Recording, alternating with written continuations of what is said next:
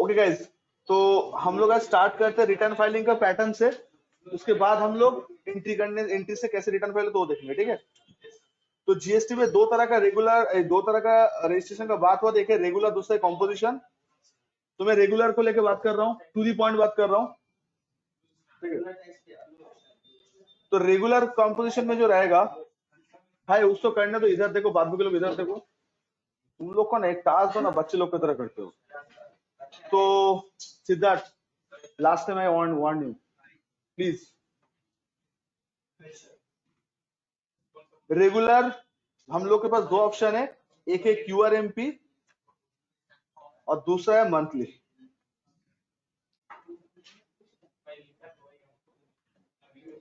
ठीक है, क्यूआरएमपी में हम लोग क्या फाइल करेंगे?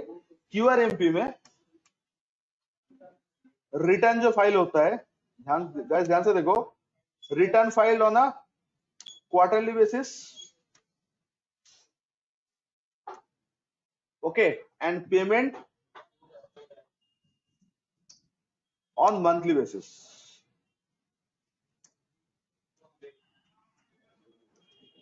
ओके गाइस, पहले मैं इस चीज को लेकर बात करूंगा अभी, फिर मैं यहाँ जाऊंगा मंथली वाला, क्योंकि आप लोग के साथ एक साथ अगर किया जाए तो आप लोग कंफ्यूज हो जाओगे। तो पहले क्यूआरएमपी को सल्टाते हैं, ये क्या है क्या नहीं है, ऑल दैट। तो जहां जहां जो पॉइंट में आप लोग को दिक्कत परेशानी होगा, आप लिख लीजिए, दोबारा क्रॉस क्वेश्चन करके पूछ लीजिए। जो लोग एंट्री किए उन लोग को तो आधा काम हो ही गया है, बाकी आधा हम लोग देख लेते हैं, ठीक है, कैसे हम लोग क्यूआरएमपी वाला फाइल करेंगे, ठीक है। तो गाइस, क्यूआरएमपी का स्टैम्प मतलब पूरा फॉर्म है क्वार्टरली रिटर्न मंथली पेमेंट। ये जनवरी मंथ से स्टार्ट हुआ है, इफेक्टिव डेट इसका 5 जनवरी 2021 से स्टार्ट हुआ है। तो इस फरवरी मंथ में हम लोग इसका उपयोग किया है। और क्यूआरएमपी का रिस्पॉन्ड करने का जो डेट है वो है 13। ओके, अब बहुत सारा यहाँ पे इधर उधर के बातें हैं, बहुत सारा कंफ्यूजन है, तो आप लोग एक करके सुनिए पहले, ठीक है। पहले बात सर, ये क्यूआरएमपी में कौन आएगा? क्या ये कंपलसरी का ऑप्शनल है? QRMP is optional. क्यूआरएमपी क्या है? It's optional. सर ये ऑप्शनल कौन कब कैसे हम लोग चूज करेंगे, वो कैसे डिसाइड होगा? तो सर ये डिसाइड होता है, एक डेट दिया जाता है, उस डेट के अंदर आपको सिलेक्ट करना पड़ता है। नहीं सिलेक्ट करोगे तो ऑटोमेटिक पोर्टल जो ठीक लगेगा वो कर देगा। तो क्यूआरएमपी कौन ले नहीं सकता, किसके लिए क्यूआरएमपी एलिजिबल नहीं है? तो याद रखना, जिसका एग्रीगेट टर्नओवर 5 करोड़ से ज्यादा है लास्ट फाइनेंशियल ईयर में, जिसका एग्रीगेट टर्नओवर 5 करोड़ से ज्यादा है, उसका कभी क्यूआरएमपी आएगा ही नहीं, उससे कभी क्यूआरएमपी आएगा ही नहीं, ठीक है। That is number 1। भाई साहब छोड़ दो, अंकित छोड़ दो, हो रहा है कुछ उसमें, E5 से कुछ चेंज हो रहा है? हाँ, छोड़ दो। E5 मतलब वो उसका पक्का वो फैन मोड हो गया होगा, छोड़ दो भाई, छोड़ दो, रहने दो, देखते। तो गाइस, ये ऑप्शनल है और क्यूआरएमपी किसी के लिए कंपलसरी नहीं है, ठीक है। तो क्यूआरएमपी का इफेक्टिव कब से हुआ है?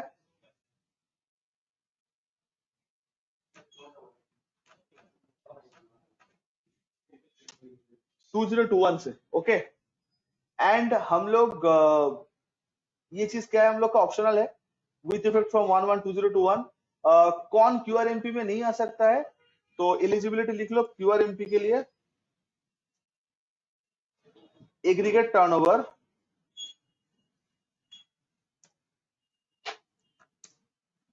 इज अप टू कितना? 5 CR।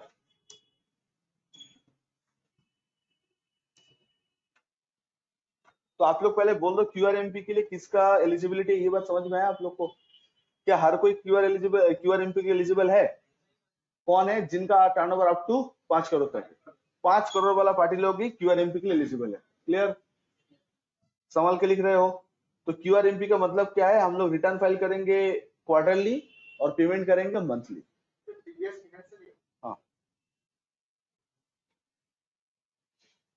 सबको समझ में आया वाला पार्ट? क्लियर? अच्छा, इंटरव्यू में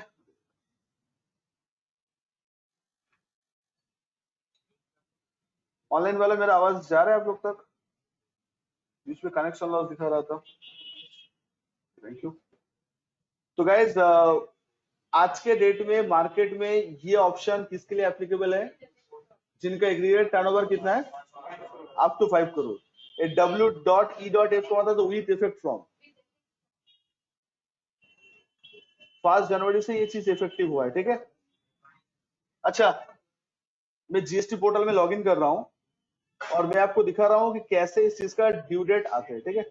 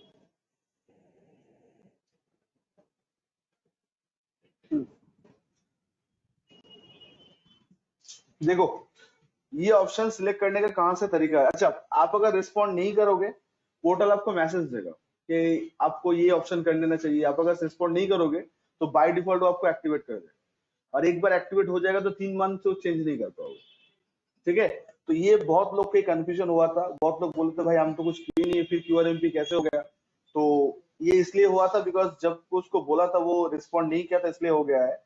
तो मैं आप लोग को एक ओपन करके फाइल दिखा दे रहा हूँ कि कैसे हम लोग इसको क्यूआरएमपी डालते हैं।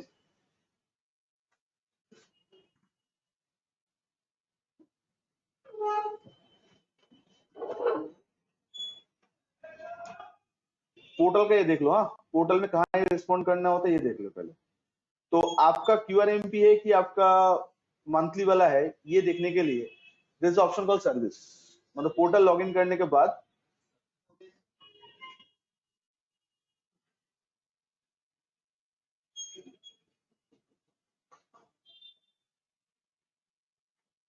दिखाई दे रहा है आप लोग को।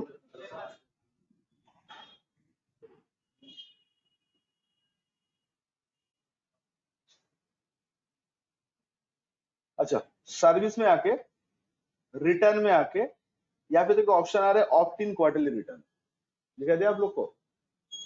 कहाँ पे गए, तो ये डैशबोर्ड जब से लॉगिन करोगे, लॉगिन करने के बाद सर्विस, सर्विस के अंदर रिटर्न, रिटर्न के अंदर एक ऑप्शन है ऑप्ट इन क्वार्टरली रिटर्न, ठीक है। इसको आपको क्लिक करना है। ये क्लिक करने के बाद you have to select your financial year. तो हम लोग अभी कौन सा फाइनेंशियल ईयर है, 2021 में है। तो देख लेते हैं 2021 में क्या ऑप्शन आ रहे हैं हम लोग के पास। तो बाय डिफॉल्ट ये 21/22 शो करेगा। आप इसको चेंज करके पहले 2021 करो, ठीक है, करके सर्च करना है। तो सर्च करने के बाद आप देख सकते हो कि हम लोग का जो जैन टू मार्च का है वो क्वार्टरली देखो ऑटोमेटिक आ गया और हम लोग चेंज नहीं कर सकते। एंड उसका डेट सिलेक्शन था 5 दिसंबर से 31 जनवरी तक। 31 जनवरी तक हम लोग का डेट था इसको सिलेक्ट करने का। तो अगर 31 जनवरी तक हम लोग कोई रिस्पॉन्ड नहीं कर रहे तो ये ऑटोमेटिक बाय डिफॉल्ट क्वार्टरली कर देगा, अगर आपको 5 करोड़ टर्नओवर नहीं है तो अगर आपको मंथली में छलांग लगाना है, आपको क्यूआरएमपी पसंद नहीं है, तो आपको ये डेट से पहले ही सिलेक्ट चेंज करना होगा। तो मतलब कुल मिला के बाद क्या हुआ, जनवरी फरवरी मार्च ये फाइनेंशियल ईयर का जो लास्ट क्वार्टर है उसमें सिलेक्शन डेट चला गया। अब जिसका जो सिलेक्ट हो गया उसको कंटिन्यू करना होगा टिल द मार्च मंथ, ठीक है। तो मैं चेंज कर दे रहा हूँ, 2021 को छोड़ के मैं जैसे 21/22 कर रहा हूँ, मतलब नेक्स्ट फाइनेंशियल ईयर की बात कर रहा हूँ। अब देखो इसका ड्यू डेट देखो चेंज हो गया, देखो तो पहला क्वार्टर स्टार्ट हो गया अप्रैल से जून तक, तो उसके लिए देखो ड्यू डेट अभी तक अवेलेबल है, 1 फरवरी से स्टार्ट होकर 30 अप्रैल तक। तो हम चाहे तो इसको हटा के मंथली कर सकते हैं, करके जैसे हम सेव कर देंगे ये सेव हो जाएगा। सेव होने के बाद भी आप चेंज कर सकते हो, 30 अप्रैल तक आप कुछ भी चेंज कर सकते हो, उसके बाद जो सेव होगा दैट इज फाइनल। तो पहले ये कंफ्यूजन क्लियर हुआ। बहुत लोग को मार्केट में समझ में नहीं आया था कि सर हम लोग को तो कुछ किया ही नहीं है, बाय डिफॉल्ट चेंज कैसे, अब चेंज अगर हो करना है तो कैसे चेंज करो। तो उसके लिए एक डेडलाइन है। तो अप्रैल में जून का डेडलाइन अभी तक है, मतलब नेक्स्ट फाइनेंशियल ईयर का बात हो रहा है।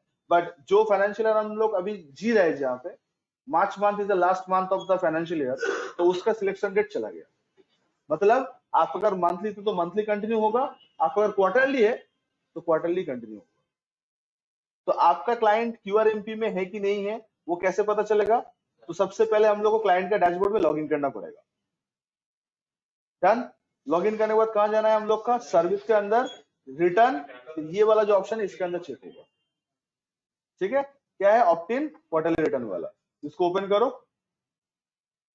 ओपन करने के बाद change the financial year. If you want to check the current financial year, you have to change the financial year, make it 2021, click on search and check. Every one of you getting this? Yes, no? तो कौन QRMP में है, कौन monthly में, समझ में आ गया हम लोग का? एक बार मंथली वाला खेला भी लेके दिखा देते हैं कि कौन मंथली में है। तो सर ये क्या ऑलवेज एनी टाइम एग्जिट का ऑप्शन है इसमें?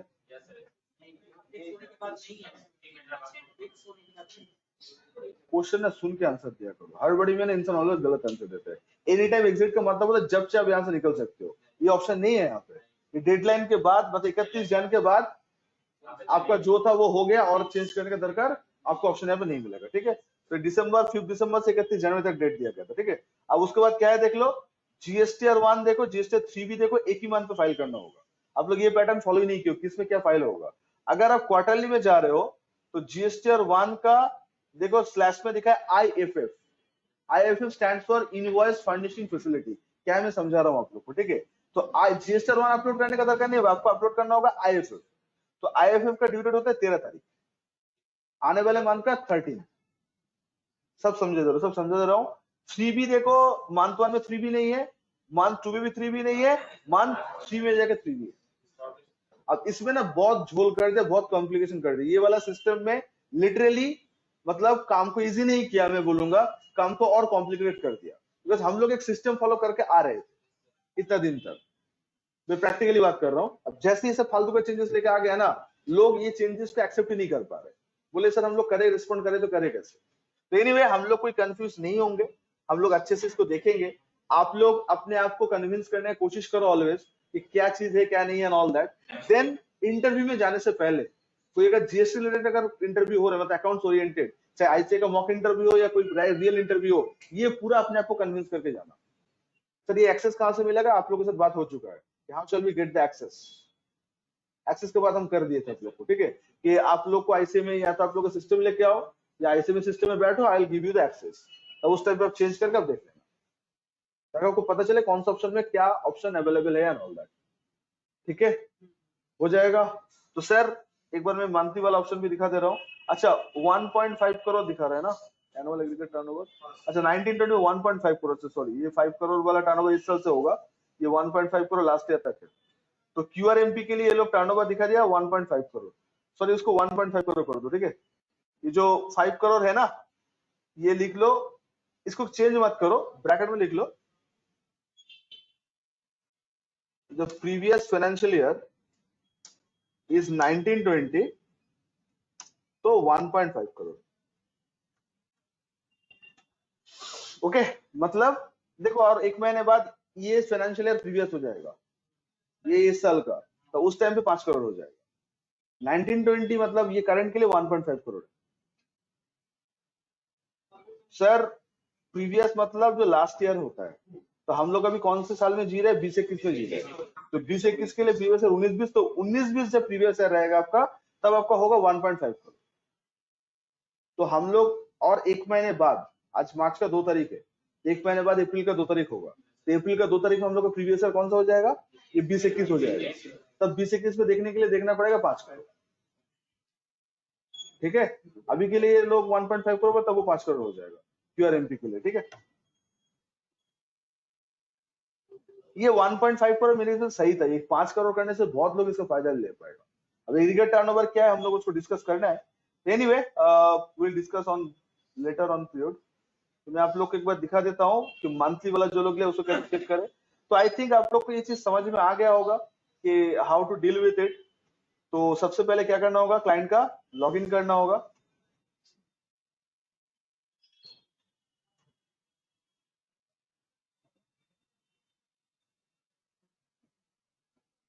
ओके, अब बोलो कहाँ जाना है, बोलो। आपका कोई क्लाइंट क्यूआरएमपी में है कि आउटसाइड है, तो कैसे पता चलेगा?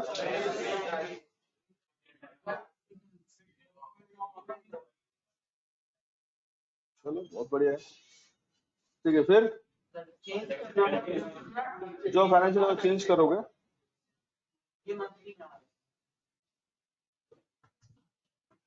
देखा, ये मंथली में है, ठीक है। तो ये क्यूआरएमपी नहीं है, ये रेगुलर है। यहाँ पे देखो जीएसटी 1 भी है, ठीक है। Every one of you getting this?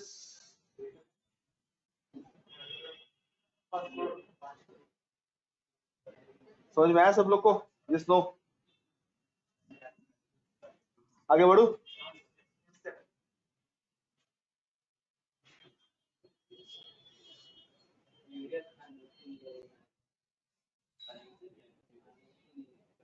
अच्छा लिख लो नेक्स्ट। ये तुम लोग को सिलेक्शन समझ में आ गया? क्यूआरएमपी का पूरा clear, crystal clear to all my online students? आप लोग रेस्पॉन्ड करो। आप लोग का ये प्रोपोजिशन पूरा क्लियर हुआ क्यूआरएमपी वाला?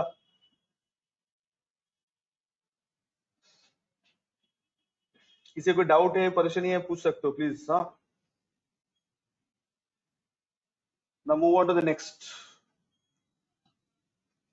सर हम लोग क्यूआरएमपी में करना क्या है, हम लोग फाइल क्या करेंगे? तो उसमें दिखे थे आप लोग 3B एक ही दफा फाइल करने बोल रहे, वो भी कौन सा? लास्ट मंथ में जाके।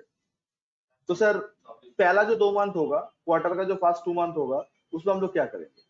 तो हम लोग अभी कौन सा क्वार्टर का बात हो रहा है? क्वार्टर 4, Q4 में है ना हम लोग। तो Q4 का हम लोग स्टार्ट कहां से होता है? Q4 स्टार्ट होता है हम लोग का इट्स जनवरी से। तो जनवरी मंथ है, फरवरी मंथ है एंड मार्च है, ठीक है। ध्यान से सुन लो, ये कंफ्यूजन बहुत है मार्केट में, फिर से बता रहा हूँ मैं। स्लोली 2-3 दिन से इसलिए डिस्कस करो ताकि आप लोग के पास ये नॉलेज पूरा जाए, खाली देख के नहीं।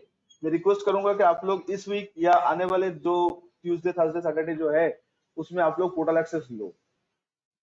लैपटॉप है तो लेके आइए, मेहनत करिए, इंटरनेट कनेक्ट करिए, मैं दे दूंगा आप लोग को। एक जैसे जैसे क्लास में हम लोग ये चीज देख रहे हैं, आप लोग भी एक दफा आपके हाथ में ओपन करके देख लीजिए कि कहाँ जाए क्या चेक करना, ताकि आपको ये एहसास हो कि जो भी हम लोग प्रैक्टिस कर रहे हैं वो आप भी इन हैंड एक्सपीरियंस आप लोग कर चुके हैं, ताकि आपको लगे कि हाँ सर हम लोग ये काम सीखे और हम लोग कर लेंगे, ठीक है। फिर से बता रहा हूँ, ये चीज आने के बाद मार्केट में आधा लोग कंफ्यूज है कि how to deal with it. हाँ 1-2 महीने बाद ये इजी हो जाएगा, बट शुरू शुरू में दिक्कत परेशानी है। इस बार आपको शायद पता भी होगा, फ्राइडे के दिन बंद भी था जस्ट बिकॉज ऑफ ये केस के लेके। बहुत सारे ऑर्गेनाइजेशन इसको बंद रखे थे जीएसटी का लेट फी को लेके और जीएसटी के सब चेंजेस के लेके, कि हर क्वार्टर में जीएसटी कुछ ना कुछ चेंजेस आ रहा है, तो बिजनेस करोगे ये सब करो। सही बात है, एक अकाउंटेंट को मैं अगर अपॉइंट करूंगा तो उसको तो काम करना होगा, और तुम जैसे ही चेंज करोगे तो पहले उसको ट्रेन करना होगा, तब जगह वो कर पाएगा। तो फ्रीक्वेंटली चेंज मत किया करो, इससे बिजनेस नुकसान होता है। तो कोई बिजनेसमैन नहीं चाहेगा कॉम्प्लायंस के लिए वो अपने बिजनेस को नुकसान करे। तो एनीवे, कोई रॉकेट साइंस जीएसटी वालों ने नहीं डाला, थोड़ा सा चीज को सरकार को लग रहा है कि हम लोग चीज को सिंपल बना रहे हैं, बट लोगों को लग रहा है कि नहीं सिंपल नहीं हो रहा, हम लोग के लिए कॉम्प्लिकेटेड हो रहा है। क्यों हो रहा है? बिकॉज एक चीज जो आदत हो जाता है ना हम लोग का, उसको रातों रात चेंज करोगे, इजी भी करोगे तो भी एक दफा आप लोग को दिक्कत होगा। बेस्ट एग्जाम्पल है हम लोग का मेट्रो का ई पास। जब कोरोना के बाद जब मेट्रो चालू हुआ था तो उसमें एक रूल बना था ई पास के लिए, और ई पास का वैलिडिटी भी 1 घंटे पहले एंड ऑल ये था। कोई टफ चीज नहीं था, आपको ई पास अवेलेबल हो जाता, थोड़ा बुद्धि लगाते तो ई पास हो जाता। लोग बोलता था कि सर हम लोग को ई पास नहीं मिल रहा है बिकॉज उस टाइम पे इतना जैम हो रहा है। तो जो लोग उसमें अगर एक बुद्धि लगाया था कि मुझे तो खाली उसके अंदर जाने के लिए चाहिए, अब अंदर जाने के बाद में कहाँ तक सफर करो मेट्रो वाला थोड़ी देखने जा रहा है। तो मेट्रो को लगा कि फ्लॉप सिस्टम है तो हटा भी दिया, अभी कोई फर्स्ट का दरकार है नहीं, बट लोग को दिक्कत परेशानी हुआ शुरू शुरू में। तो जीएसटी में भी जो हम लोग जीएसटी और 1-3 भी रेगुलरली फाइल करते आ रहे थे, वो एक सिस्टम बन गया था, टैली का बोलो, एस का बोलो, क्विक बुक्स का बोलो। अब जैसे रातों रात चेंज कर दिया ना, तो सिस्टम को लोग बोले अब सिस्टम से कैसे जनरेट कर। टैली तो जीएसटी 1 जनरेट करते हैं, जीएसटी 3 भी जनरेट करके देते हैं, बट ये सब तो नया चीज टैली ने अपडेट भी नहीं किया होगा। अब टैली भी अपने आप को चेंज करके टैली प्राइम बना लिया, तो लोग चेंजेस को एक्सेप्ट करें कि यार काम करें, इसलिए थोड़ा परेशान है लोग। एक पहले बात तो ये साल बहुत ही खराब गया सबके लिए, उतना अच्छा नहीं रहा, और फिर ये सब चेंजेस एंड ऑल दैट, तो लोग परेशान है। देखते सरकार का डिसीजन लेते, लग तो नहीं रहा है मैडम कुछ करेगी, बट एनीवे लोग अपना कोशिश कर रहा है। तो आप लोग मुझे कंफर्म करो क्यूआरएमपी का सिलेक्शन कैसे करना है, ये बात समझ में आया पूरा? एनी टाइम एग्जिट का ऑप्शन नहीं है, एक ड्यू डेट रहेगा, उसके अंदर ही आपको हाँ या ना बोलना पड़ेगा। डन। एक बार अगर ड्यू डेट चला गया तो जो ऑप्शन सिलेक्ट होगा आपको फॉलो करना पड़ेगा। तो हम लोग केस 1 ये ले रहे हैं कि मान लो आपका क्लाइंट ने क्यूआरएमपी वाला ऑप्शन में इन है, मतलब क्वार्टरली रिटर्न फाइल करेगा, मंथली पेमेंट करेगा। तो सबसे पहले सर ड्यू डेट को लेके सवाल करते हैं, कब तक, क्योंकि जीएसटी में ड्यू डेट मिस करोगे तो आपको लेट फी देना पड़ेगा, वो भी पर डे 50 रुपए, पर डे 20 रुपए, समथिंग लाइक दैट। तो 10 दिन का लेट फी मतलब 200 रुपए का फालतू का चूना लगेगा आपका। समझ रहे हो मैं क्या बोल रहा हूँ? तो सर सबसे पहले हम लोग को करना क्या है, सबसे पहले हम लोग को देखना ये है कि हम लोग को क्यूआरएमपी में क्या रिस्पॉन्ड करना है। तो क्यूआरएमपी में ध्यान से सुन लो आप लोग को, तो जनवरी मंथ में आपको क्या करना होगा, जनवरी मंथ में आपको करना होगा आईएफएफ, ठीक है, फेब में करना होगा आपको आईएफएफ, मार्च में आपको करना होगा जीएसटीआर 1। अभी तक का पोर्टल का न्यूज से 3B करना पड़ेगा ऐसा लग रहा है, बट सरकार बोला है 3B भरने का दरकार नहीं है, बट पोर्टल अभी भी इसका ऑप्शन दे रहा है, ठीक है। फिर मैं लिख रहा हूँ ड्यू डेट, ठीक है।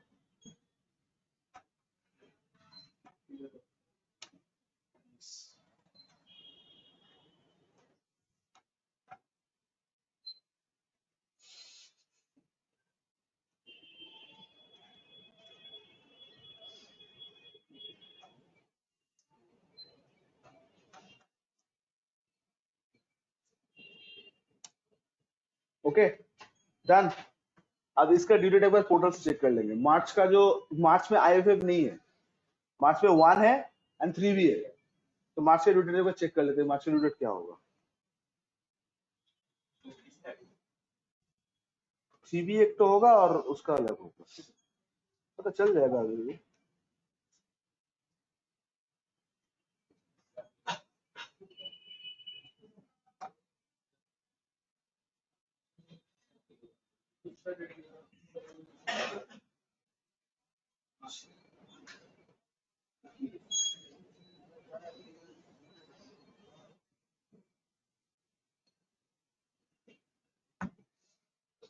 ये देखो, तो इसके अंदर हम लोग कहाँ जाएंगे, वही सर्विस।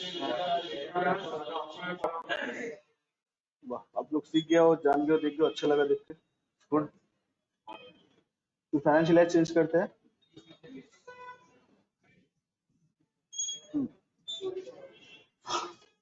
देख लो, एक 24 तारीख है और एक 13 ही है, ठीक है। तो जीएसटी 1 फाइल होगा हम लोग का 13/4 एंड हम लोग का 3B होगा 24। एक्चुअली 3B एक्चुअली 22 को होता है वो स्टेट के लिए कैटेगरी ए, और कैटेगरी बी के लिए 24 होता है। अब कैटेगरी ए बी कौन होता है, इंडिया का वेस्ट का एंड साउथ का जितना सारा स्टेट है वो सब कैटेगरी ए में जाता है। वेस्ट इंडिया का जो पार्ट है मतलब महाराष्ट्र, गोवा, पुणे ये सब जगह, और साउथ मतलब Bangalore, Chennai, Hyderabad, Tamil Nadu, Kerala, south and waste, ये है कैटेगरी ए। और कैटेगरी बी है नॉर्थ और ईस्ट का, मतलब दिल्ली, यूपी, बिहार, बंगाल, असम, त्रिपुरा, सब कैटेगरी बी में आते हैं। तो कैटेगरी बी के लिए 24 और कैटेगरी ए के लिए 22। तो हम लोग बंगाल से है तो हम लोग 24 से फॉलो करेंगे, ठीक है। तो ड्यू डेट लिख ले तो वहां पे भी, तो एक होगा आपका 13 अप्रैल,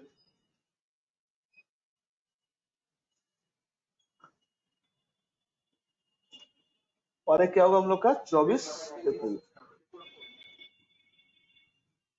सर इतना सारा कुछ इंटरव्यू में तो सुबह याद करके जाना होगा, हाँ ठीक है। मतलब आपको ऐसा 13 फरवरी मार्च ऐसा नहीं करना है, आप अगर पैटर्न फॉलो करोगे तो आपको पता होगा कि 13 कॉमन है, मतलब इस मंथ का आने वाले मंथ का 13। तो अभी हम लोग मार्च मंथ का है, तो मार्च में जो 13 तारीख आने वाला है, एक हफ्ते बाद, 1.5 हफ्ते बाद, तो वो ड्यू डेट होगा मार्च के लिए नहीं, फेब के लिए होगा, समझ रहे हैं। तो फेब का ड्यू डेट कब रहेगा, मार्च, मार्च से कब रहेगा, अप्रैल। Everyone of you getting this? Yes, no?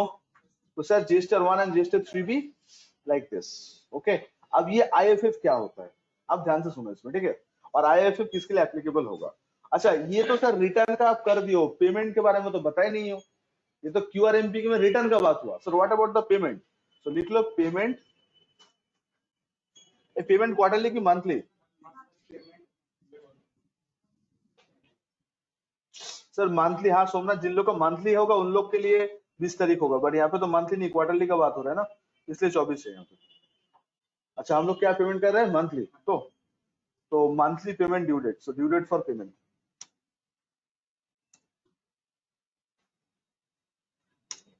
Due date for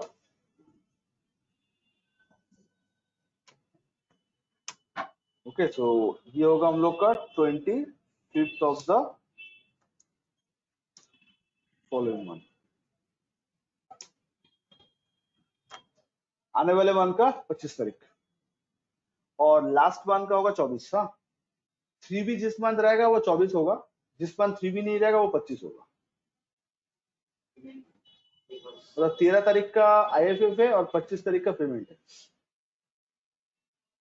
आने वाले मंथ का 25 भाई, जैन का फरवरी का 25, फेब का मार्च का 25, और मार्च का होगा 24 अप्रैल, क्योंकि 3B 24 डेट है ना, तो उसके बाद 5 टैक्स तो पे नहीं करते, उससे पहले ही करना होगा।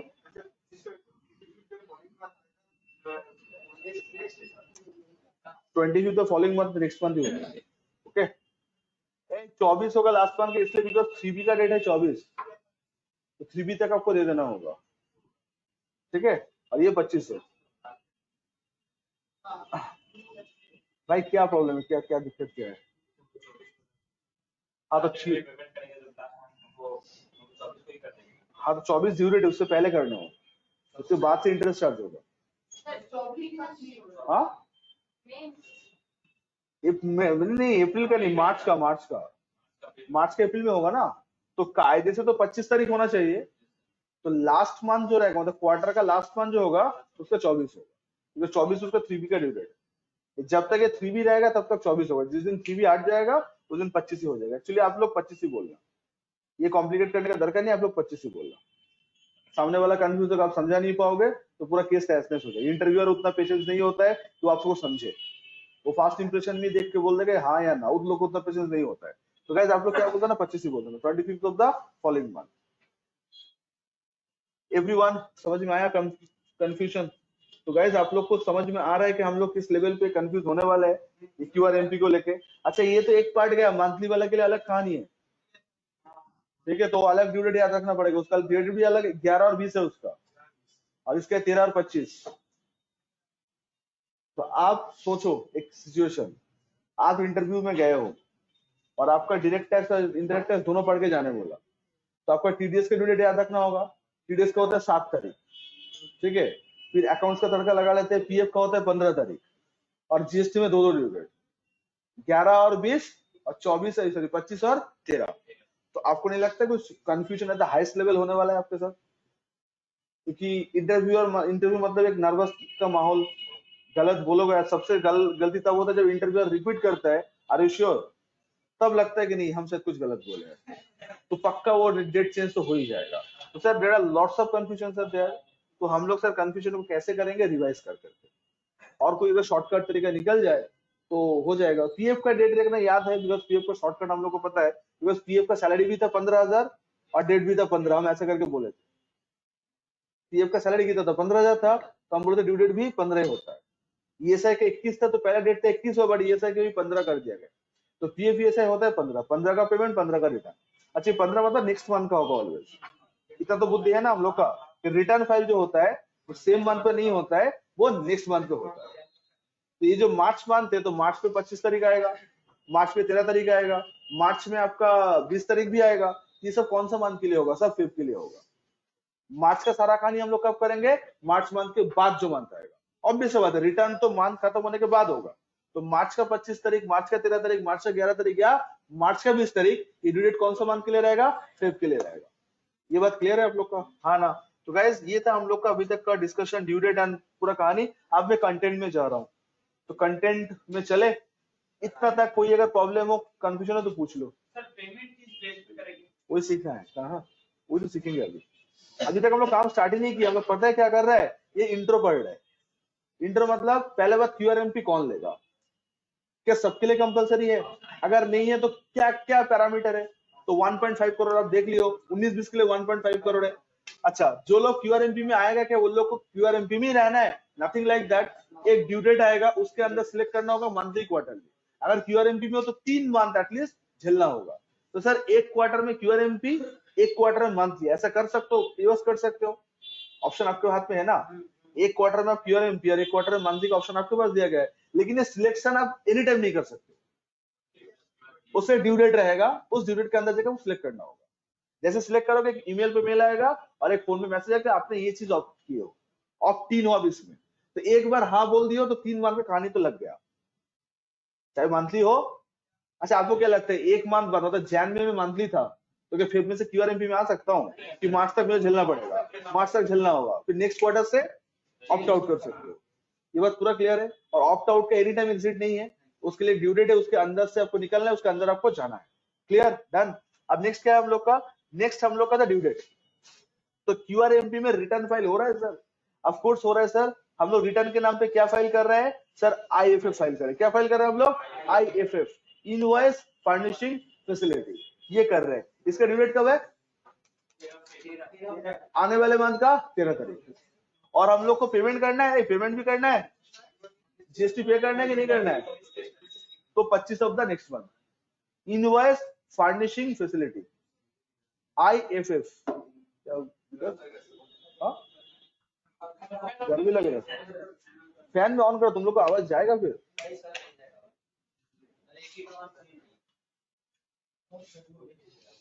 उस पे हवा ई दिखा रहा है क्या,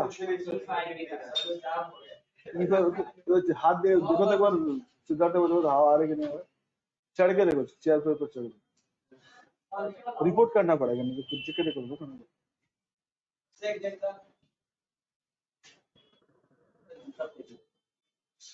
तो हाथ जा रहा है, वहां तक जा रहा है, जूता पहन के चढ़ जाओ फिर।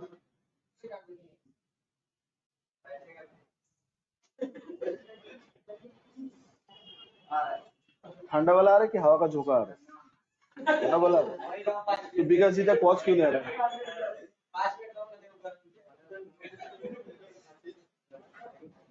ठीक है, उसको थोड़ा रिमोट से चेंज करना पड़ेगा सेटिंग। अच्छा गाइस अब चले IFF पे चले। अब महिमा क्रिएशन को लेके करते डेटा। अब मान लेते हैं महिमा क्रिएशन का ये जो डेटाबेस है, हम लोग इसमें कुछ फाइलिंग वगैरह करना है अभी, मतलब इसके अंदर कुछ डिटेल्स शेयर करना है। तो आप लोग सारा 25 सेल से एंट्री कर लियो, नवंबर मान के तो कर लियो, तो मान के चलते हैं कि महिमा क्रिएशन QRMP में है, ठीक है। तो वो क्या करेगा, ठीक है, तो देखिए क्या करेगा वो।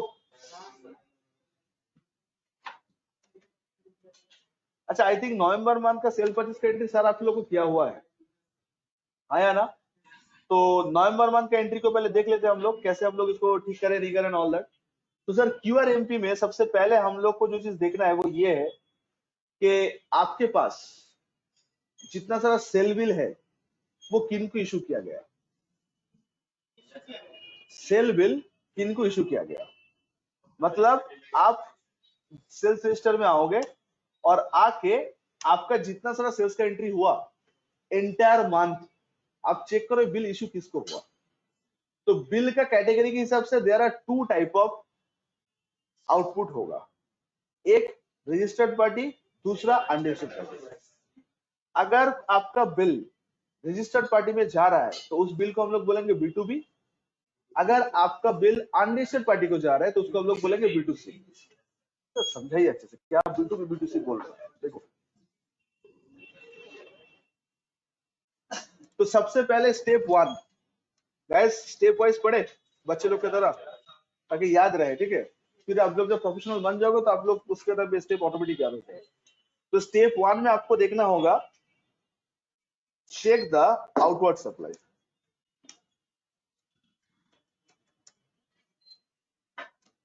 Check outward supply, step 1। तो आउटवर्ड सप्लाई में there are 2 category of invoice, P2B invoice and P2C invoice. Okay. Now when we'll call B2B invoice if the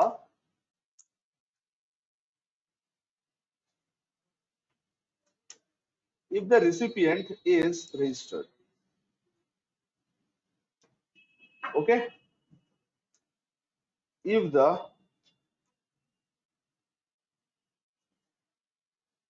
recipient is unregistered. Okay. Done guys? हाँ ना guys? हम लोग database कहाँ से ले रहे हैं? टैली से ले रहे हैं, ले सकते हैं ना?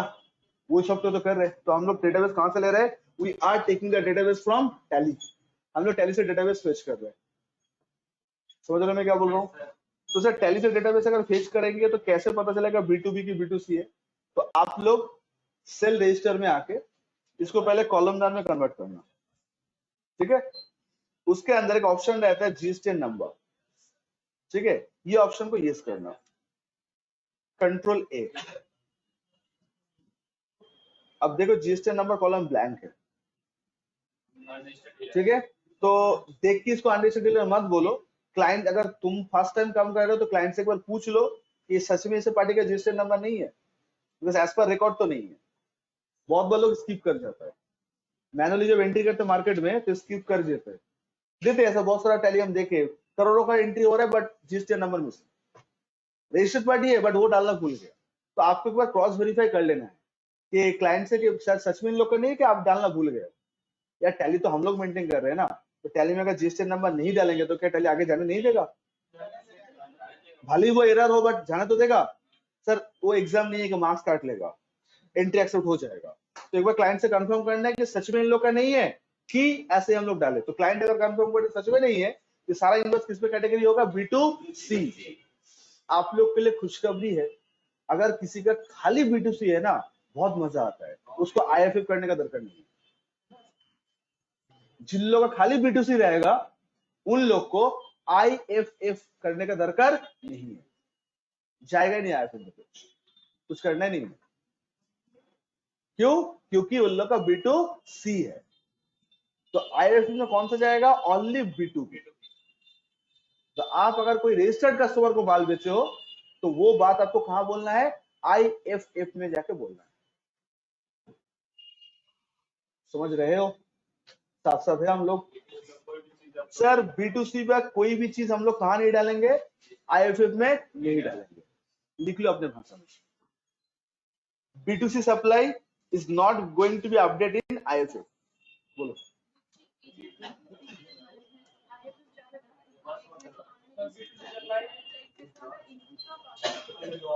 ये सेल है और इनपुट 25 से मिलता है। कूल मैडम, सुबह सुबह इतना कंफ्यूज मत हो जाओ। Is not going to upload in IFF। तो अगर आपके पास कोई ऐसा पार्टी आए जैसे महिमा क्रिएशन, एक भी सेल बिल रजिस्टर्ड पार्टी को नहीं है, सब किसको है? अनरजिस्टर्ड। समझ रहे हो? सब किसको है? सब अनरजिस्टर्ड है। तो कहां अपलोड नहीं होगा? IFF में नहीं जाएगा। तो सर IFF में क्या जाता है? सर IFF में वन एंड ओनली B2B जाता है। भाई एक बार देख लेते हैं।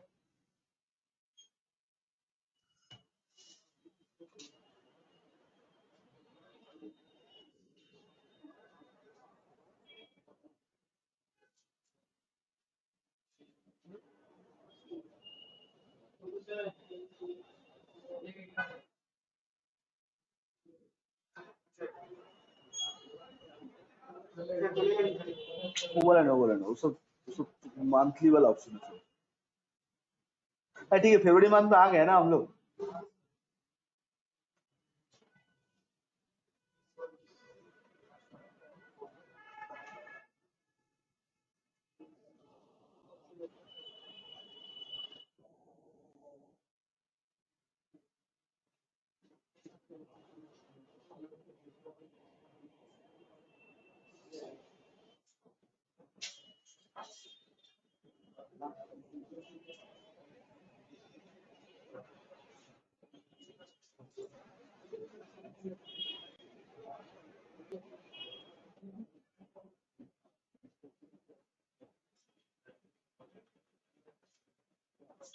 देख लो सोमनाथ, क्या क्या दिखा सकते हो देख लो। एक्सपोर्ट रिवर्स चार्ज क्या होता है भाई?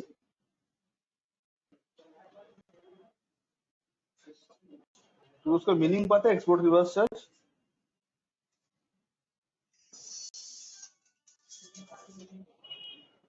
ये देखो, हम लोग रिटर्न डैशबोर्ड में आएंगे। अब IFF कहाँ दिखता है? ठीक है, ये IFF देखने के लिए वो सर्विस से मत जाना, आप लोग कहाँ जाओगे? Return dashboard. ठीक है, तो उसके बाद हम लोग फरवरी ले लेते हैं।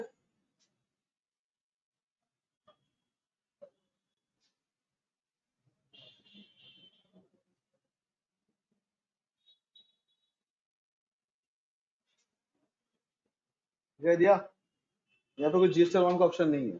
क्या आ रहा है? IFF, इसी को IFF बोलते हैं। ठीक है, अब इसके अंदर क्या क्या ऑप्शन है वो ओपन करें, कर लेते हैं, देख लेते हैं।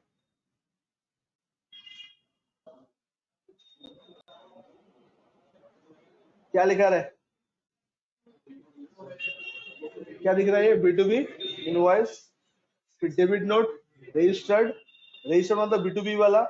अमेंडेड इनवॉइस क्या होता है हम लोग पढ़ेंगे आप लोग के साथ, अमेंडेड क्या होता है, and debit note, credit note. ठीक है, तो सर रिवर्स चार्ज जो बोल रहे थे, रिवर्स चार्ज 25 के ऊपर होता है, वो कभी GST 1 का पार्ट था ही नहीं, तो रिवर्स चार्ज का केस यहाँ पे नहीं आएगा। ठीक है सर, और एक्सपोर्ट का केस यहाँ पे आता है, टेबल नंबर 6 से अलग से दिखा जाता है, वो अलग बात है। तो एक्सपोर्ट और रिवर्स चार्ज का मिक्स मत करो सोमनाथ, दोनों अलग अलग चीज है। रिवर्स चार्ज इनपुट में लगता है, आउटपुट में नहीं। तो GST 1 या एनिवर्सरी आउटपुट के लिए होता है, इनपुट के लिए नहीं होता, तो वो 3 में दिखाया जाता है। B2B, यहाँ पे कोई कभी B2C देख रहे हो आप लोग? Is there any chance of B2C and all that? तो कोई B2C देख रहा है यहाँ पे? तो IFF में क्या आएगा? Only B2B। तो महिमा क्रिएशन जैसे क्लाइंट जो ऑलवेज B2C करता है, इन लोगों को QRMP में फायदा ही है। क्या फायदा है? IFF करने का दरकार नहीं है, खाली टैक्स पेमेंट करेगा और क्वार्टरली जाकर रिटर्न फाइल करेगा। लेकिन अगर कोई दोनों में है, दोनों में मतलब B2B भी कर रहा है, B2C भी कर रहा है, तो IFF में कौन सा अपडेट करना होगा? B2B अपडेट करना होगा। अब IFF में B2B कैसे अपलोड करना है वो हम लोग को सीखना है, कि how to upload B2B in IFF। उसका दो टेक्निक है, एक डायरेक्ट अपलोड होता है और एक थोड़ा सा मेहनत करना पड़ता है, तो हम लोग दोनों ही करेंगे। और आप लोग पहले बोले खुलासा पूरा हुआ किसके लिए कौन है क्या नहीं है ऑल दैट, ये मैं फिर से बता रहा हूँ, हम खुद जनवरी मंथ तक कंफ्यूज थे क्या होने वाला, तो हमने फरवरी तक वेट किए। तो मुझे लगता है कि जब तक फाइलिंग नहीं स्टार्ट होगा तब तक पिक्चर पूरा क्लैरिटी नहीं आएगा। तो अभी पिक्चर क्लैरिटी है, तो किसके ऊपर क्या फाइल होगा, now I can understand. Sir फिर से बता रहा हूँ कि जो इनवॉइस फंडिंग फैसिलिटी है, this is only applicable for the B2B invoice only. और डेबिट नोट, क्रेडिट नोट, हाँ सर वो भी देखो रजिस्टर्ड दिया हुआ है, तो रजिस्टर्ड का मतलब भी तो B2B होता है। आज कोई भी सप्लाई को हम लोग B2B सप्लाई कब बोलेंगे? जब उसका रिसिपिएंट क्या होगा? रजिस्टर्ड। जब उसका रिसिपिएंट रजिस्टर्ड होगा तभी ना बोलेंगे ना उसको। तो दैट्स इट। क्लियर हुआ वाला पार्ट को? हाँ या ना? तो आप लोग को नेक्स्ट क्लास ये यहाँ से मैं सवाल जवाब पूछूंगा, ठीक है? तो आप लोग इसको आई थिंक अच्छे से नोट डाउन कर लिए होंगे। तो नेक्स्ट दिन यहाँ से मैं क्वेश्चंस पूछूंगा एंड आप लोग को इनवॉइस अपलोड करना सिखाऊंगा। तो महिमा क्रिएशन में कोई IFF की कहानी है? अच्छा, मैं IFF नहीं करूंगा, मैं सबसे पहले मैं ये कर दूंगा आपका वो क्या बोलते हैं, टैक्स पेमेंट करना सिखा दूंगा। जो अंकित बोल रहा था टैक्स पेमेंट कैसे होगा, तो वो दिखा देंगे how to, because tax payment monthly है, तो पहले हम लोग वो सिखा देंगे, उसके बाद हम लोग IFF। ठीक है, so guys that's it for today. हम लोग आई थिंक ये बात समझ में आ रहा है। तो हम लोग के इस मंथ 2 टारगेट है, एक मैन्युफैक्चरिंग सीखना है और दूसरा ये सीखना है। उसके बाद आप GST में आप अपने आप को चैंपियन बोल सकते हो। ठीक है, तो March month is a very crucial month. March month में क्लास भी ऑलमोस्ट खत्म हो जाएगा, तो it's very crucial month for us, तो हम लोग कर लेंगे। ठीक है।